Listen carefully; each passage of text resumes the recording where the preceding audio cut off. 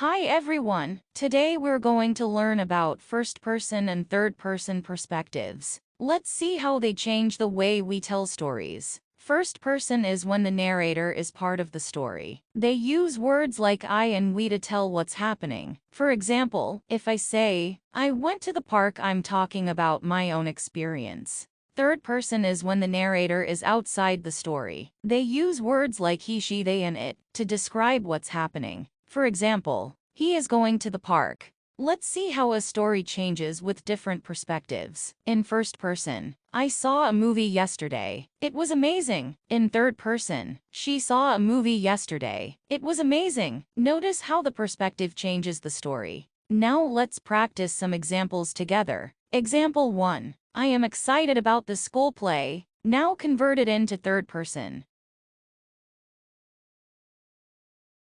Answer. He is excited about the school play. Example 2. We went to the museum and learned a lot. Now convert it into third person. Answer. They went to the museum and learned a lot. Example 3. Emma finished her homework before dinner. Now convert it to first person. Answer. I finished my homework before dinner. Example 4. He loves playing basketball with his friends. Now convert it to first person.